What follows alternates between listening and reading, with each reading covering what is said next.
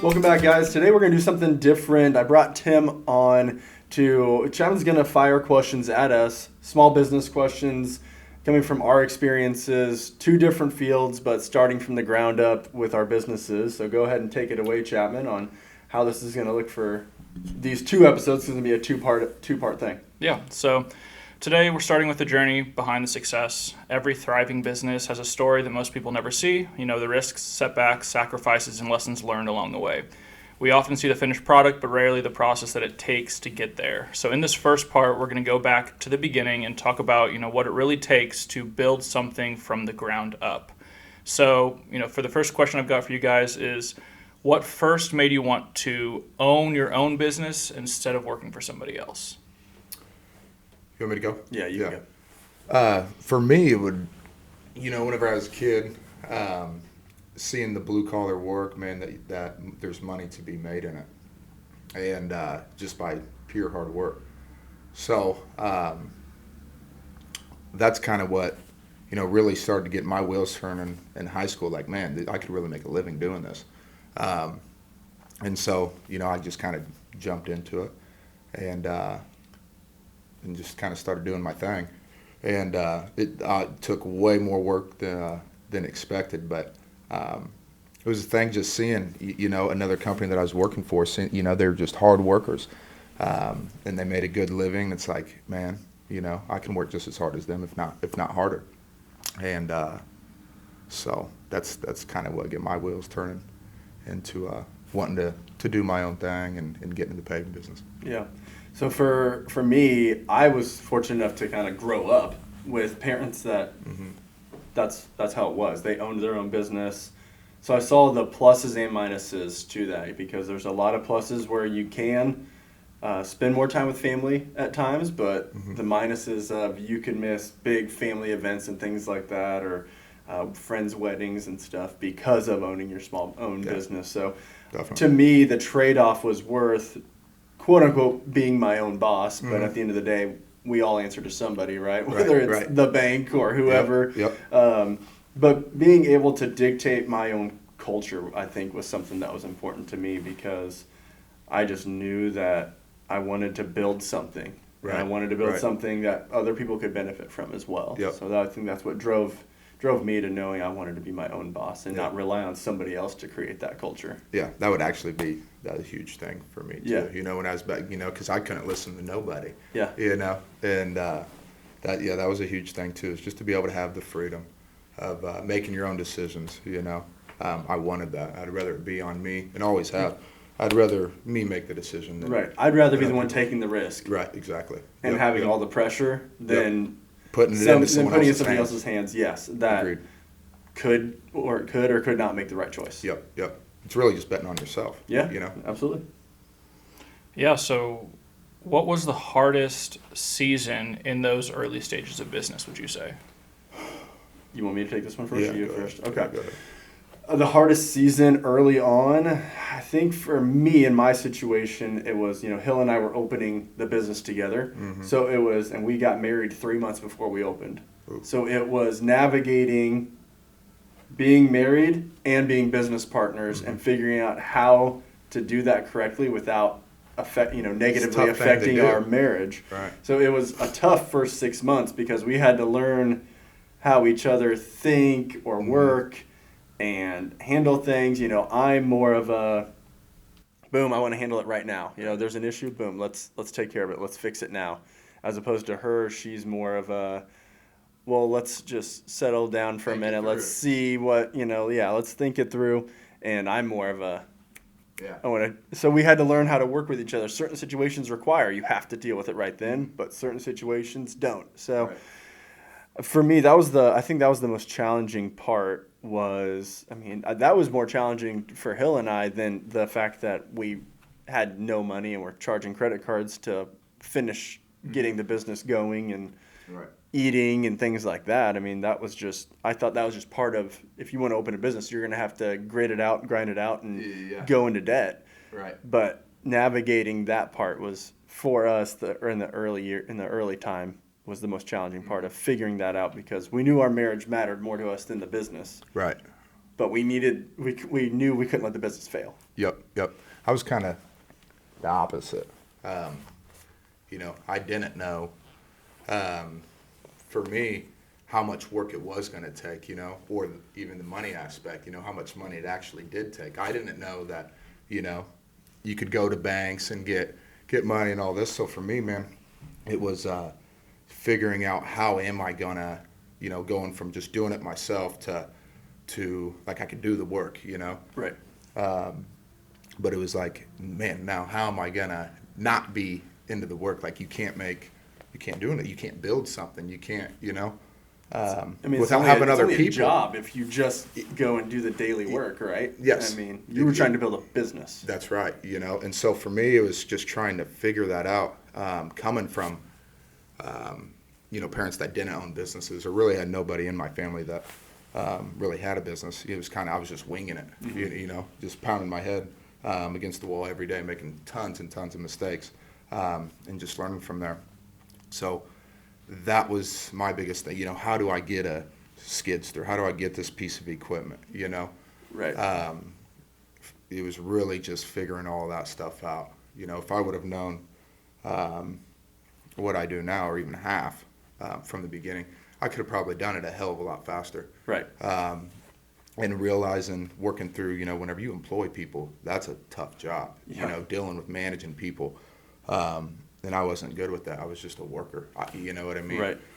Shooting the shit with the guys type thing. Set, whole right? new skill set. See, all those things combined, man, it was a huge learning curve. Yeah. To get beyond that, and it was years. Oh, took yeah. me years to finally, get going. Yeah. No, it's definitely a process, and Yeah, it is. And people don't, it don't. I've realized it doesn't matter really what it is to build something, to get it going. There is no quick way around it. It is going to take time, and it's going to take a lot of work, like way more than what you think. right. And when we were both opening our businesses, there wasn't the access to mentors Yeah, exactly, yeah. or that kind of information like there is now. Yeah. I mean, yes, there was YouTube and social media, but there wasn't the access to mastermind groups Right. or things like that where you could even get some advice. Right. And now you have to even it's gone to the extreme where you have to be careful who you get the advice it's from. abundance, too much of it. Yeah, because there's so many people that haven't actually built a business that are trying to give advice, but Yeah. they haven't done anything. And that's what they're making money on. Right, and they're just making money on regurgitating somebody else's information. But Yes. if you actually ask them for legit advice, Yeah, they don't have. they don't have any clue. Right. Yep. Did you always believe you'd be successful, or did confidence come later? For me, just in since I was a kid with sports, everything. I mean, it was just, I think, growing up around winning being a big thing with sports, and my brother and sisters. I had the inherent thing, like I don't know what it was going to be, even whenever I was getting in trouble or making bad mistakes. Like I still, inside me knew, like I don't know what it's going to be, but I'm going to make sure whatever it is, it's going to work. I'm going to make it work, or I'm going to pivot. I've always had the confidence just to do it. I'm willing to make mistakes. I think that's a huge thing I've always had. I don't, and you can, I'm not worried about getting embarrassed or any of that. I just, when I want something, I go after it, and I've always inherently been like that. And my family's a lot like that as well. Yeah, I mean, for me, it was definitely had the confidence out the gate, and I think it wasn't some false confidence. It was Right, exactly. It was like you said. It was Self-belief. It was I know I'm gonna make it work. Mm-hmm. I will work harder than anybody else to make it work. Yep. It might not work exactly how I want it to, or go down the path I expect it to, but I will make it work to be successful, because I feel like you have to have that mentality if you're Yeah. going to open a business, Yeah. especially a business that employs people. You better have the confidence that you're going to make it work, because you have to pay them. They're relying on you Exactly. for their livelihood. So I think you can't go into it with anything other than the confidence Yeah. that you're going to make it work, Yep. no matter what it takes. Yep. I've got this, I almost talk about it in my office. I have a picture of a line, but it's stating, to me, it means exactly that. You're going to do whatever it takes, just like the line would, to protect his kin. Yeah. It's the, Yeah. I just like the comparisons. Yeah. You know, what a lion's sure. like to what it takes to be Yeah. in business, because it does, man. You either got to have it or you got to learn it and do it, or it's probably not going to work. Right. You know? Right. You're going to keep failing and failing until you do get that. Exactly. What's something people think is easy about business ownership that actually isn't? That you own your own schedule. You No, don't. that's a really good one. You Yeah. don't. You don't own your own schedule. If you're a business owner, you have an obligation to make sure your business is running the best it can, not only for yourself and your family, but for your employees. So you don't own your own schedule. I mean, it's nice that Hill and I can plan a week-long vacation with the kids, but there's a lot of work that goes into before we can leave and after we leave to make that happen. And 99% chance I'm going to have to deal with something while we're gone, but that's okay. That's the price of admission. If you want to be a successful business owner, you're essentially available 24/7, whether you like it or not. I mean, and you have to learn to like it, or then you're going to despise your business, and then you may as well get out, because once you get to that point, you may as well just move on, because you're not going to be a good steward of your business. So that's a very good for point. me, that's the biggest thing is you know, the people that say, oh, I want to own my own business so I can have my own freedom. I can make my own schedule. That doesn't exist if you want to have a successful business. Right. You can have a business all you want and own your own schedule. Yep. Be closed 3 days a week and everything. I doubt you're going to get the lifestyle. But is that even a business? You know, right. It's your job, and it right? depends on what lifestyle do you want. If you're cool with making $50,000 a year and you know, having a modest lifestyle, great, happy for you, perfect. There's plenty of people that are like that, and I'm happy for them. That's just not the lifestyle. Right. You It's might not as even well just necessarily go work money, for somebody for but that, it's too. just But you could just exactly. Yep. Just to say something different, but that is what I would say is the time, man, because that time's the number one thing none of us can get back. Well, for example, yesterday, right? We were supposed to record this yesterday. Yeah. But boom, Shit you got a happens. call to start your morning. Yep. Shit hit the fan. I mean, you have to go take care of business. Yep. That's Hey, exactly right. That's it. Yep. So just say something different, which would be the second line, would be the freedom. You know, that you can run and do this or do that. I mean, it's kind of the same thing as the time. Man, it ain't the freedom, because number one, you got to build. Like, it takes a long time to actually build the business to get the freedom that everyone has a picture in their mind about. Yes. The billionaires because it's not, that have that that's freedom. Exactly, man, that's a gimmick, dude. I know so many multimillionaires, and I was just with one yesterday, man. He's 82 years old. I mean, has more money than you could think of, and he's still working. You know. Yeah. That's a passion thing. He just Yeah. has passion. You're right. That's a passion thing, exactly. But I'm just saying, I was talking with him, and he was going through his story of how he built how he did, and he didn't really get to where he is now until he was like 50. Yeah. You know, You're so right. just the freedom, is a very big misnomer, I think. Because man, you're on call 24/7. There's so many sacrifices that you have to make with family, a wife. I don't think people get that. Yeah, people think, oh, well, I'm going to be at all my kids' stuff because I'm a business owner. No, I've missed more of my kids' stuff already than I would say the average person does because of being a business owner. But that's fine. My kids, we make sure we talk to them about that. Hey, this is why it has to be this way. It's not just about us. That's great that you do that, and make them understand. We have to, because, an 8-year-old and a almost 12-year-old, and especially a 5-year-old, they're not going to, the 5-year-old's not going to understand either way. But the 8-year-old and the almost 12-year-old, they understand. They see it now. And so they can understand when you have a conversation with them. It's, hey, I can't be at that thing because I have to take care of this, but I get to be at all these things because of this. So it's right. That's great that they understand it. Another thing with freedom is just the work. You have people working for you. They rely upon you. The worry, of having to stay up, and just the mental fortitude, of all that pressure on you. That's not freedom per se. Right. So yeah. How important is consistency compared to talent? Consistency will beat talent every single time. Man, there's so many talented people that you see, but because they're like a roller coaster, they're inconsistent. I think you're a perfect example for that question, though. Yeah. Think about it. 100%. Just because, we know each other pretty well. Yep. But in your youth, Yeah, it was like you had all the a roller talent, coaster. but you just weren't consistent. Was But not once you got the consistency Yep. in line, I mean, Exactly. your talent actually shined Right. the way it could. Mm-hmm. Yeah, exactly, man. I learned that fact that, because whenever I was young, that is how I operated. Like I could get by because of my talent. I got the talent and I didn't need to do all these little things, not working out. I love working out, but all the little things of being disciplined, not getting running the streets, like I said, just that stuff.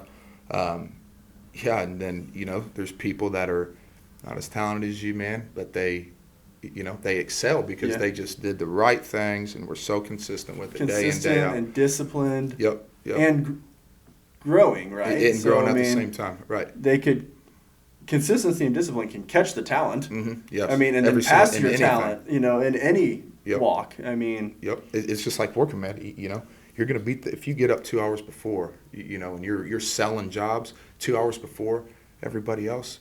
Man, how many more calls can you make type thing? And you do that every single day. Yeah. Like you're going to be so far ahead, but you might be that all-star salesman, gets a bunch of jobs, but then you quit, for the rest of the week. Right. And it's, that average person is beating you. Yep. No, I mean, exactly. The consistency and discipline matters way more than having any sort of raw 100%. Talent, especially now. I mean, especially in 2026 where information is literally on our, you can learn how to, almost. But you can, if you do it right, you can literally learn a new, you can learn a new avenue of your trade in a few hours. At least get the basic information just from your phone. Right.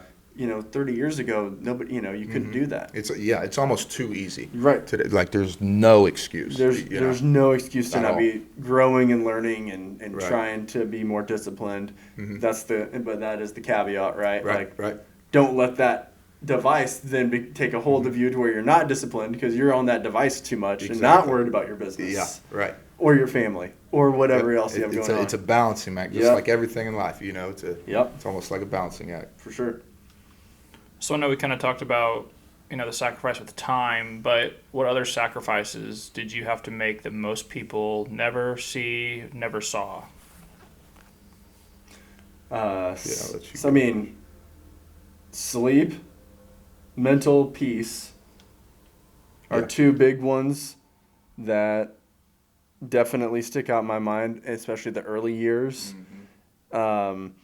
And just I've never been one to say, I have anxiety or anything like that, but you have a certain level of anxiety hanging over you no matter what. Mm-hmm. I mean, even now, 13 years in, there's still a certain amount of pressure. If we have a bad month or something, I'm like, okay, we got to fix it. Yeah. What did we do wrong? How can we get better? Whatever the things might be. Mm-hmm.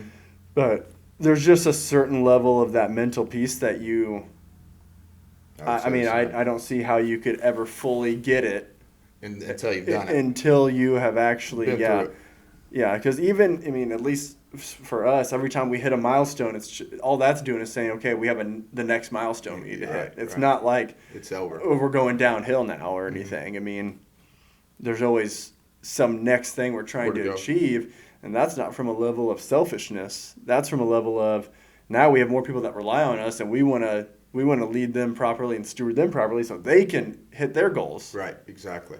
It becomes more of a mission type thing. Right, for sure. Right. Yep. I would say the same exact thing as the mental fortitude.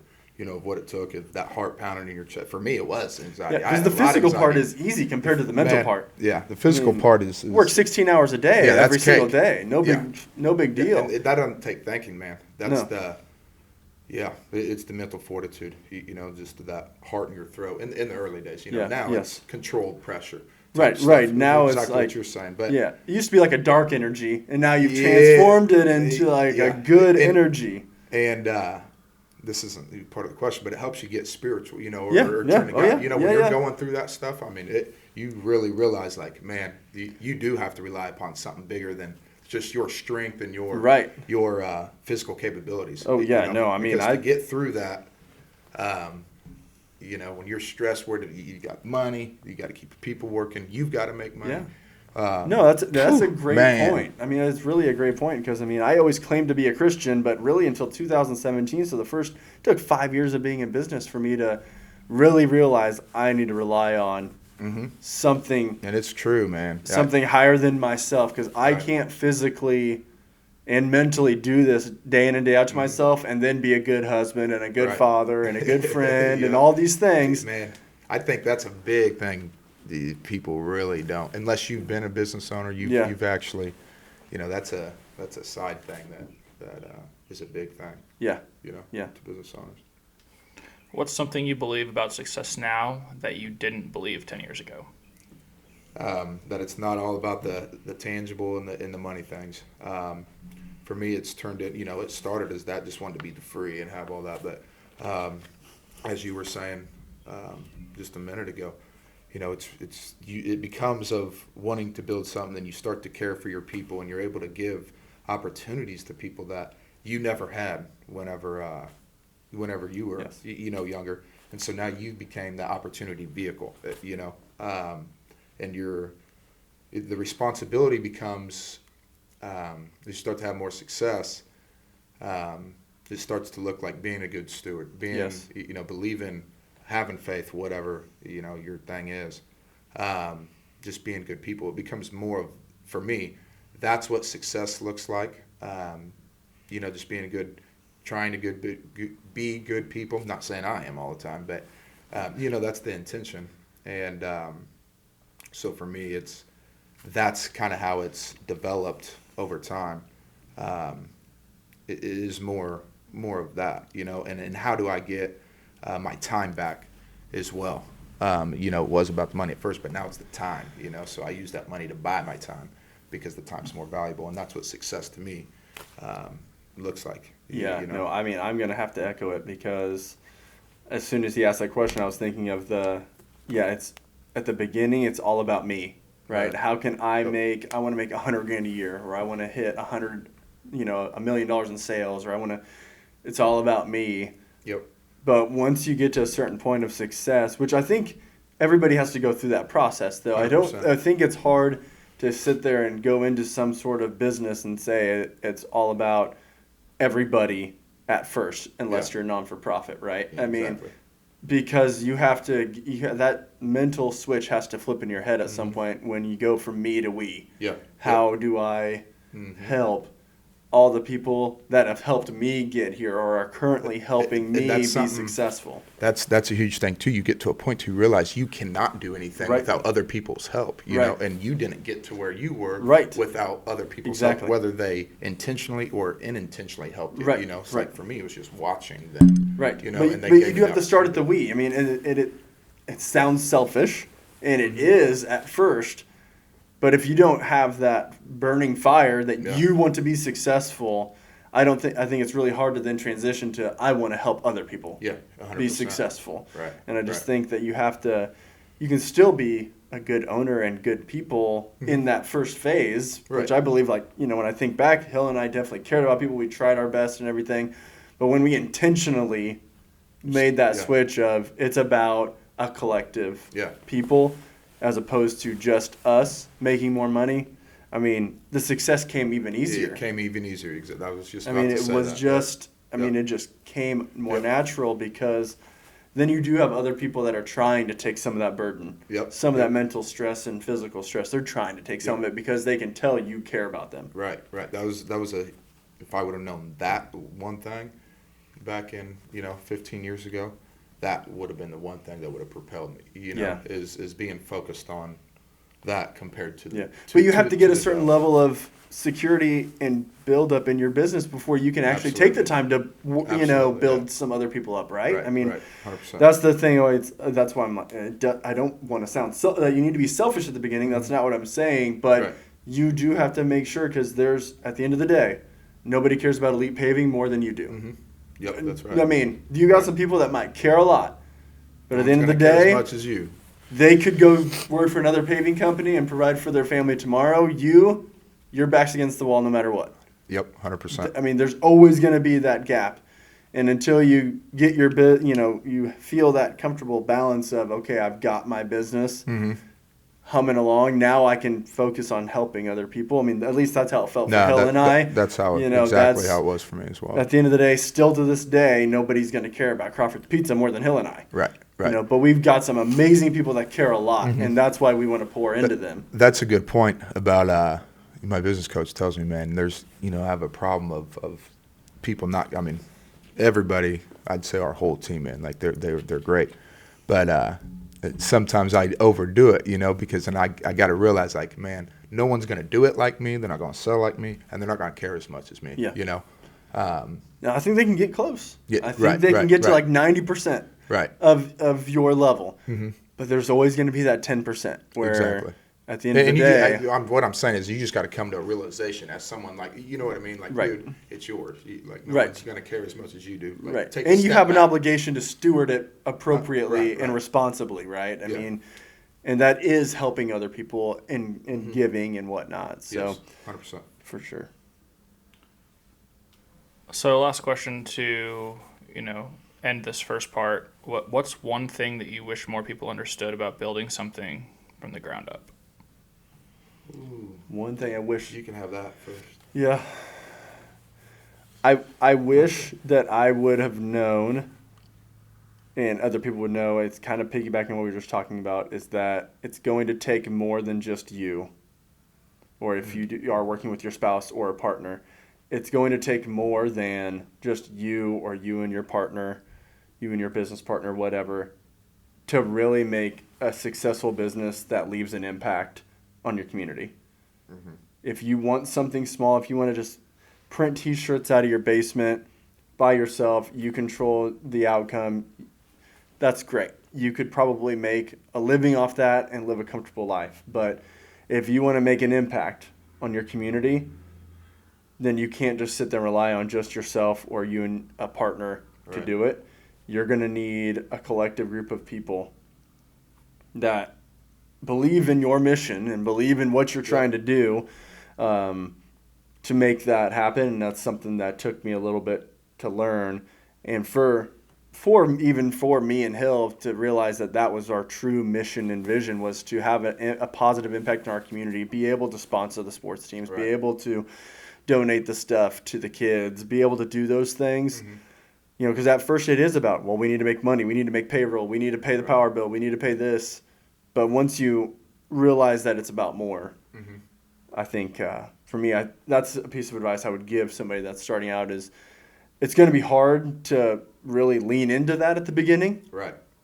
But understand that has to be part of your equation, at least down the road. Mm-hmm. That's one of the hardest things to do at first, because you're so and you do have to be. It's hard to say yes to, because you open a business, especially a brick and mortar, or, something where they see trucks driving around all the time. Of course, they're going to hit you up for sponsorships and money all the time. Mm-hmm. And definitely at the beginning, you got to balance it. You can't say yes to everything. I mean, still to this day, we can't say yes to everything. Mm-hmm. But it's important for Hill and I that we want to leave a positive impact on our community. Right. And I think that's something that's definitely some advice I would give. I couldn't, I would say the same exact thing. The amount of time that it really takes, which you hit on, the amount of the effort and the time that it truly takes, what you think it's going to take, it's 10x. Oh, yeah. So, yeah, not to repeat what you said, because, that's exactly, the number one thing. But the other thing is the amount of effort and the amount of time. It's way more than you could ever think. Way more than you think. And getting the right people in the right places, getting the people first, because you can't, Yeah. You cannot doing anything on your own, you can't. Yes. That's like a universal law that I'm really, learning over the past couple of years. Like, the more people you help, like the better. Yeah. The better you can get what you want. You know what I'm saying? Yeah. And another tidbit I would even add on to, because what you were just saying made me think of something else that for somebody starting out that they wouldn't think about this. In my opinion, learn to fire fast. Yeah, as well. Yes, 100%. The wrong person can that's a good point. Really good point. Make a lasting hurt to your culture that you're trying to develop. Mm-hmm. it's better to just let the person go. Yeah.